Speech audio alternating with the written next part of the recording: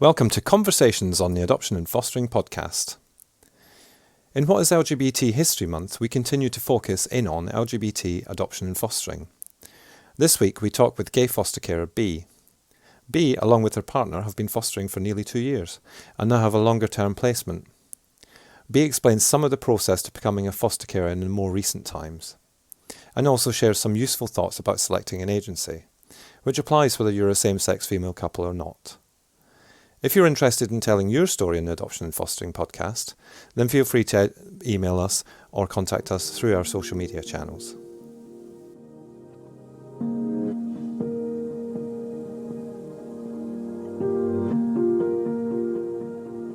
Hi B. Hello, hi. So welcome and thank you for coming on to Conversations on the Adoption and Fostering podcast. It's really good that you offered to come through, and of course it's coming up to LGBT Adoption and Fostering Week, so we wanted to kind of do a feature about that, and you kindly stepped forward and willing to tell your story, so thank you. You're welcome. I've listened to some of the conversations, so I thought it was about time I put myself forward for one. Yeah, they're kind of persuasive, aren't they, when you think, well, actually, I've got a story. Perhaps we could start by just you kind of telling us a little bit about you and your background and where you've come from on your journey. So, I mean, I'm a fairly new foster carer, actually. So we got approved at panel in January last year. And had our first placement in the March.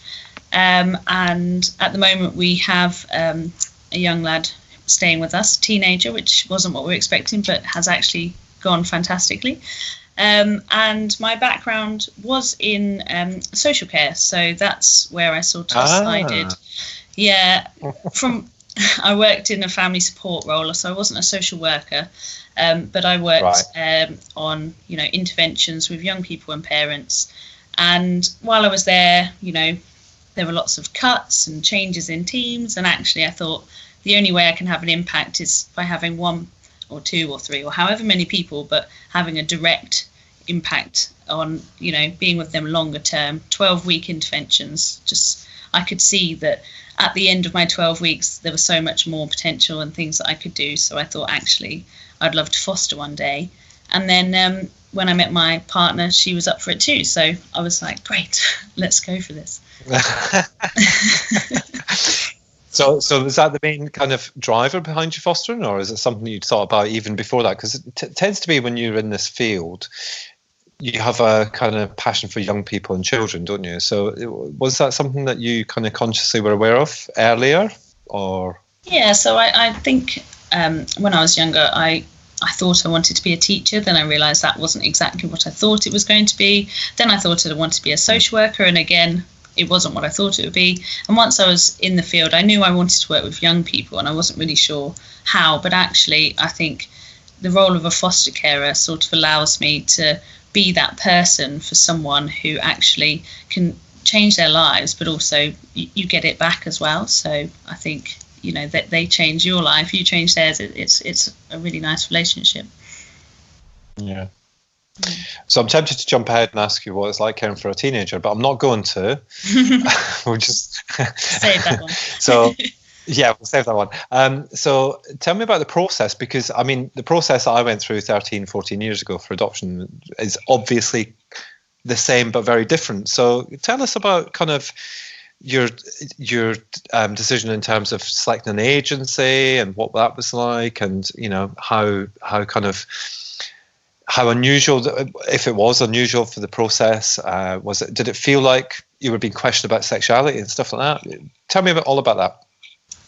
Yeah, so because my partner doesn't have a background in social care, we look to sign with an agency rather than the local council, because they offer better training and support in terms of their workload is smaller. We looked for an agency where they had a good training program. And then we sort of put out a few feelers and basically decided based on the people that got back to us and spoke to us and gave us all the answers and actually listened to what we were looking for. Because there were some we actually were kind of already starting the process, and then we got an email back to say, oh, hi, yeah, we'd like to talk to you. And it was like, it's been 3 months. That's not really what I'm looking for, is someone that takes 3 months to answer an inquiry email. So, we really selected the agency based on them being quite a small sort of family-run agency. We were a bit worried about some of the things we'd read, morally, about ones that are making money. I know they all are, but it didn't really sit right. Some of the really big ones sort of just made me a bit concerned about where that money was going. And I think the process itself, the agency we went with, it was good. They were open to us being same-sex carers. It didn't seem to be an issue. The panel that we went to did ask about it, and they did have to cover it in our assessment, but it didn't feel like it was going to be a barrier, which was nice. It just felt like they were trying to check that we talked about what might happen if a child came into our care who maybe expressed some homophobia or had an issue or suffered some kind of bullying or discrimination because of our situation. So I think they just wanted to check that we'd thought about it, because obviously it will affect, but it didn't seem like a barrier, and that was good, because it's quite a uncomfortable process anyway, someone delving into your entire past, but it was not done in a way that made me feel uncomfortable, so that was good. And probably, I'm assuming helping with that would be your background and kind of potentially, your background in your career has probably helped you to understand that sometimes there's questions like that that need to be asked, but not too intrusive to the point where you feel, oh, you're questioning my sexuality or something like that. Yeah, and I mean, the one thing that I suppose has stuck in my mind is, I think that they're sort of, some of the social workers that you speak to are almost thinking, oh, you're a same-sex couple, can we find you a gay child? And it's like, that's not really, that's, yes, that might be helpful to the child, that they could be in a, family environment where it will be acceptable and open and we can discuss things. But actually, shouldn't all your foster carers be able to do that? And therefore, should it just not matter? So I suppose that was the one bit that stuck out to me. That was a bit like, well, any child really will be fine. Don't need to be, Oh gosh. Okay. Okay. That's interesting. So, and in terms of family and friends and stuff, what did they think about that? I mean, there's probably the standard kind of thing about, oh, you hero kind of thing. But what, the reality, was there anybody who was kind of concerned, or were they all kind of really up for it? I think they were all quite up for it, but I think there were some people who maybe just don't have that understanding of what fostering means. So, we've been quite open with people that ask us questions, talk to us about it, get to understand it, because I think there's that thing where, you get a placement, you go out, you meet your friends or your family, and they're like, oh, they were really well behaved, or they were really good. And it's like, yes, they're just a child, it's, I think there's that preconception that children in foster care might be naughty, or they're the kid that's going to misbehave or have issues. And yes, every child is going to have things, and there are things that children in care may have experienced, but they're still going to, have manners and be polite and be kind and, those kind of things. And I think that's the bit which people were a bit unsure. What are the children going to behave like? And but no, our families have been really supportive. The child that's staying with us at the moment came in to live with us just after his birthday, so missed out on a birthday, and they helped us through our half birthday, and it was a great event because we had everyone there, and So in terms of did you have any doubts through the process? Was there any kind of things that were thrown up to you that made you think, oh, actually, not necessarily can we do this, but can we not do this? Was there anything that kind of was thrown up into your path? Oh, that's a bit of a curveball. I didn't expect that one to come along. I think the whole process is designed to make you question. So sometimes after, as part of your Form F, which is like the longest process in the world, which I understand why it has to be, but there were parts of that where the social worker could leave and we would look at each other and be like, oh my goodness, I think sometimes they have to prepare you for the worst, and so they'll share maybe, what would you do if a child did this, and you think, yeah, is a child going to do that? and then you have to rationalize and think, well, actually, that could happen anyway. That could happen with a friend that comes around and gets drunk. Situations arise and you deal with them. But I think, there's been a lot of conversations that we've had where we thought, I hadn't thought about that. How would we deal with that? And I suppose, like, deciding to take on a teenager, we were a bit like, what have we done? Why have we decided to do that? But actually we've worked together on it, and it's been fine. It's been okay. But I think it's that sort of fear of, we haven't been parents before, and we're doing this without parenting experience. Maybe that's good in some ways. It's obviously bad in some other ways that we're learning as we go. But you also can't do the thing that you do with younger children, where you sort of, something happens and you can discuss it, and the child is not aware that you don't know. But with a teenager, it's like, right, I'm going to have to really just act on the spot, and I'm going to have to pretend that I know exactly what I'm doing and that we're not panicked by this. And then when he goes to bed, it's like, oh my God, what are we going to do? Yeah. So, I think a little bit less sort of space to make decisions when they're older, because they're there going, well, can I do that? And it's like, oh, I don't know, can you? Ooh, let's figure this out. That is such a I'm laughing because it's so true, and I think you're right. And being the parent of 3 teenagers at varying points, yes, it's very much like that, especially when they get to that age. The first time they go out when they're 18, that's really eye-opening. So it's like, I get you. High five on that one.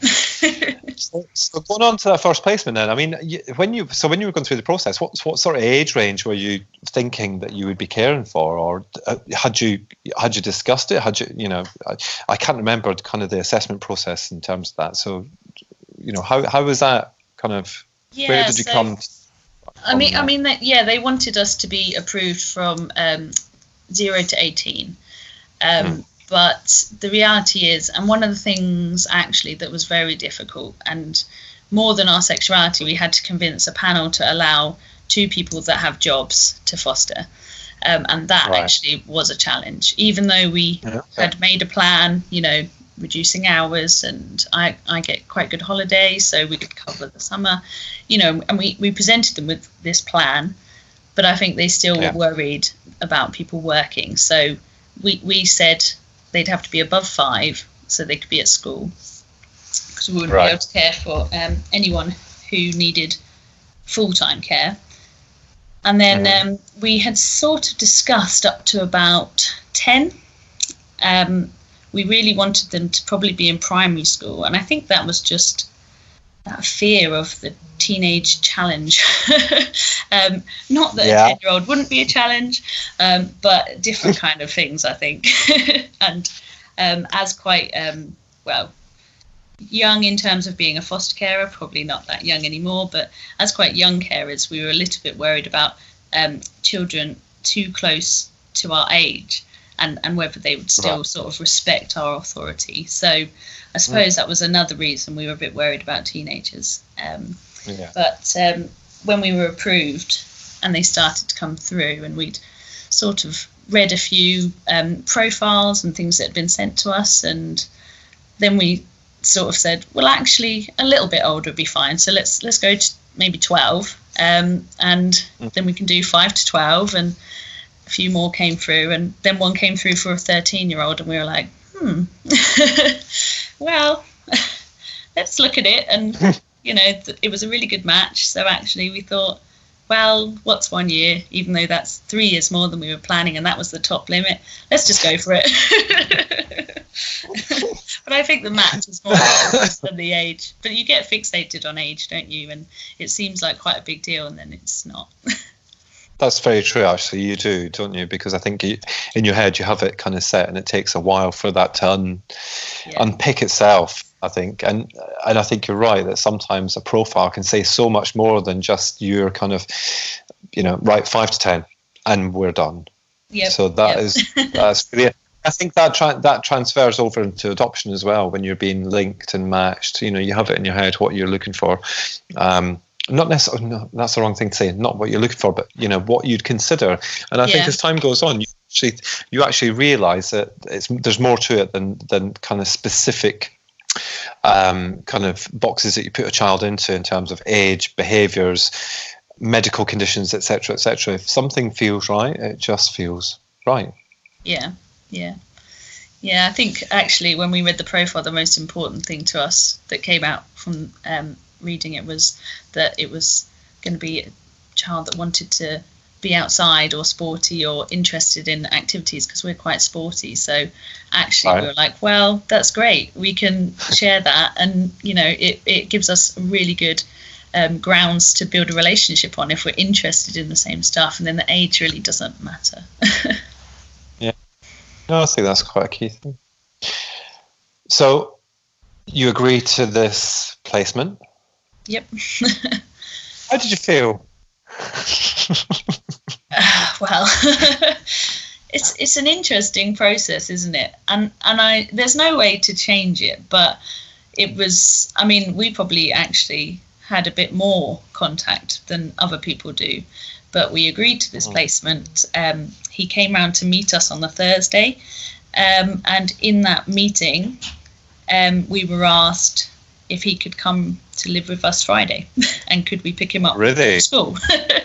And so it was quite okay. It's Wednesday, we've said yes. Thursday he comes to say hi, we meet each other, he sees the house. Friday we're picking him up and he's going to live here. And that was like but it happened very fast. We got very nervous about all the wrong sorts of things, and you plan all this stuff you're going to do, and then it never goes quite to plan. But at least because it was a Friday, and I think that it was better, because I think there was a bit of a question of, we could leave it to the Monday, but actually it meant we had the weekend to plan some fun stuff and get to know each other, which I think if it had been straight into a Monday, it would have been like, off you go to school, see you later. Wouldn't have given us a chance to get to know each other. So it was quite good in that sense. Yeah. And obviously all three of you must have been really nervous by this prospect. That's human nature, isn't it, to be nervous about new things? But this is a massive thing, first time kind of carers, parents, and a child moving from where maybe he was settled or had established himself a little bit to move in with two new people, and it must have been hell actually in the run up to it. It is a difficult situation, isn't it? But I think he straight up asked us, how many kids have you cared for before? How many people have lived here? And I think we had not prepared whether or not we would tell him we were new carers. Right. But then we decided, why not? why tell him? Because then if he finds out, the trust is gone. So we said, you're the first one. So let's figure this out together. Sometimes we'll need to check with the social worker whether you're allowed to do X, Y, or Z, and sometimes you'll have to tell us how you do things, but these are the rules. This is what's going to happen. And some of it might seem harsh, but once we get to know each other, we'll see how those go. Like things like bedtimes, where he's allowed to go, who he's allowed to see, all those kind of things. Because it gets that little bit more complicated, doesn't it, when you have to go through a social worker to check which friends they can stay with and things like that. Because it's just normal for a teenager to be like, I'm going to Harry's or Bob's, but you have to know where they are, what's the address, who you're going to be with, and yeah, it does make it a little annoying for them. But I think he's got used to it now. So. But that's the thing, isn't it? A lot of it is about kind of agreeing the rules as you start, so that it's comfortable for all. And I guess that's the key thing. But well done on the honesty, because I think you're right. Actually, you would have kind of put doubts in his head, and he probably would have been more challenging as well. Maybe. I think he quite likes that he is the first one. It's like, ooh. Yeah, so and that's the thing, isn't it? With fostering especially, this is still going to be a lifelong relationship. Well, I hope it will be. That's the ideal, isn't it? Even if he moves on, goes back to birth family, whatever the process or what happens next, you've been a part of his life for however long you've been a part of his life with it for, and that's an important part for him, isn't it? Yeah. And I think it's important that he can see this place as home and us as part of his family, whether it's, it doesn't need to be in the way that he originally thought of family, but we're two people that he can trust and depend on now, and that's important. So I think we decided that there's no point starting any of our relationship on a bit of even a white line, because teenagers find out and then the trust is gone, and they'll find it hard enough to trust anyway. So just, yeah. Oh, no, that's fair. So given all that, my last question for you, would you do it again? Yeah, so this young person is staying with us long term now, but we have started the conversations with him to prepare him that he won't always be the only one, and that's a difficult conversation, because it's got to work, it's got to be right for him, but at the same time, he would be amazing as someone who could support another child going through that, because he's an incredible child, and for someone to come in and feel that's as scared as he was on the first night, and him to be here and say, hey, it's not that bad, I've been through this already, I can help you through it, and he is that kind of person. So definitely we'll be looking to take on another child, but we're just waiting for the right time and the right match, really. Yeah, what would your advice be to anybody who's listening, who's thinking maybe about fostering or going through the process, or coming towards a panel? What would your advice be as someone who's been there and done it? I think that my advice would be that the panel and the process is difficult, but as long as you are prepared to be open and honest with your social worker, they will help you through the process. They have to ask questions about your background, your previous relationships, any times when you've had low mental health or other issues. But the reason they're doing it is so that they know what support to give you and to make sure that you'd be the right person to support children who've experienced trauma. So they have to ask those questions. But as long as you're prepared, you're open and honest, and you've got someone to support you through the process, not necessarily someone you're applying with, but a friend or a family to talk to, then I think it's not as scary. So my advice would be that if you've been thinking about it, just make an inquiry, find out some more, and just go for it, really. What's interesting about this conversation, B, is the fact that there's been, I can't see any differences now between LGBT and straight. I don't know what word to use there. I know what I use, but do you know what I mean? It's like it's just quite normal now, and I don't know if you feel like that, but certainly the conversation we've had, I could have been having this with a straight woman. There's no difference. Yeah, and so I suppose what I would say is that if you've started this process or you've made an inquiry and you have felt like you've been treated differently, then I think you have the wrong agency, because there are agencies out there that do treat you exactly the same as any other applicant. So if I haven't experienced any kind of discrimination through this process, and I mean the council because we work very closely with them as well. I mean, the social worker was desperately looking around the house going, oh, look at all these rooms you've got. You'd be a great carer. We've got these other... and we had to slow them down. Yeah. So, you know, there's not been any kind of barriers from them either. And so I think if you do experience any discrimination or just feel uncomfortable with the way the questions are, because they will ask about your past, but maybe some people won't be as good at asking those questions, or if they have their own personal biases, then just look at another agency, because it's not worth feeling uncomfortable for a process that's already quite difficult.